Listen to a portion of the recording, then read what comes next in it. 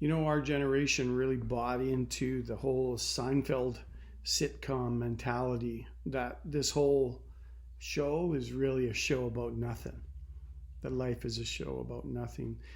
Yet there's an echo inside every one of us.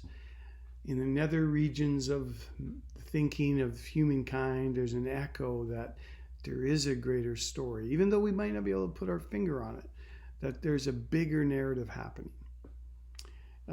That's why we resonate when we watch epic movies like Lord of the Rings or Star Wars or any number of those stories, Gladiator, whatever. Stories they're movies that depict an important journey, a grand cause, as it were, that will affect or impact the entire universe, or Middle Earth, as it were. People, when they watch a movie like Lord of the Rings or Fellowship of the Ring or that kind of thing, they can relate to Samwise Gamgee, who stands still in a moment on the path, on the journey, and stops, and Frodo says, "What is it, Sam?" And Sam says, "The next step I take is going to be the farthest I've ever ventured out of the Shire." Or how Bilbo Baggins has a conniption fit when he just runs after the troop that's traveling and yelling, "I'm going on an adventure." We relate to that kind of stuff because that's something hobbits never do, and yet we all want that adventure in our life. Something echoes deep inside the soul of a normal human being that says there's more to this life. There is an adventure. There's, as John Eldridge would say, there's a beauty to rescue. There's a treasure to find.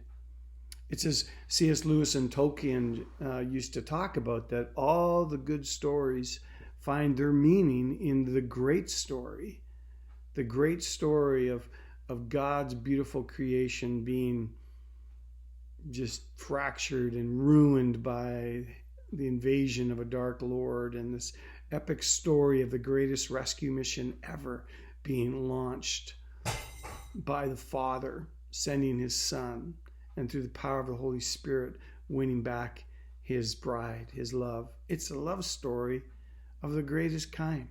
At one point along the journey, Sam, he says to Frodo Baggins, "I wonder what sort of tale we've fallen into."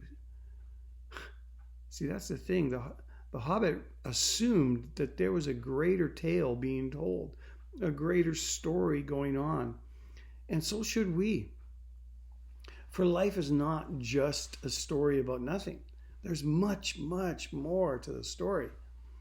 When I was a journalist, we would write the bulk of our stories first, and then we would write the lead, and then we would write the headline that encapsulated the whole story. And I figured out how to write the best leads to a story by thinking in these terms. What would I tell Marcy? What would I tell my best friend about this story? Like, if there was a story about a structure fire downtown, for example, I wouldn't back into the story, so to speak, and tell Marcy, "Hey, on August 19th, a fire broke out that totally destroyed, by the way, is very redundant, totally destroyed a business downtown." Like, she would just go, "What are you talking about?" No, I would tell my best friend, "The Royal Bank burned down yesterday." Boom. And therein is my lead. The headline would be "Fire Destroys Royal Bank." So when you think of the greatest story ever, what do you want to tell your friend? That they should come to church sometime? That we are really good people? That we sing good songs? We have a great band? Or we have pretty funny videos sometimes?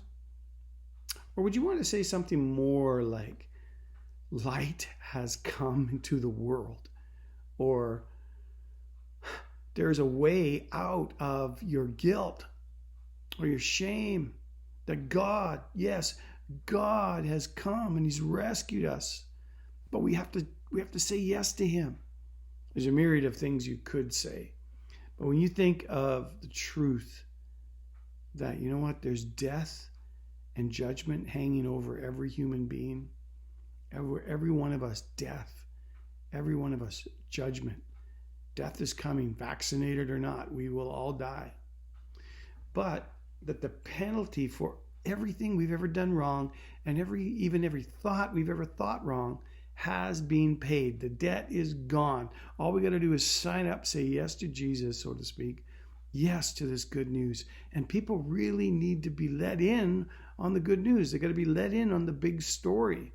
When you see it dawn on people, you see it in their eyes, they light up, they realize there really is a villain. Like that every good story has a villain because there really is a villain in my life. That every good story has a hero because there really is a hero in my life. In every fairy tale, in every good story, there's a hero that comes. There's an adventure to be lived, and that's the same in our own life. That Jesus is the hero who comes to rescue his beauty. That's us, his bride, comes to rescue us in this wonderful adventure we call life. When that dawns on people, there's a joy unspeakable that settles in our hearts, and we're filled with the light of the world, and we just want to share it with everybody. We want to become beacons of that light that just spreads to another one, to another one, to another one, to another one. And then we stand like stars, shining in the universe as we hold out the word of life. It's a beautiful thing.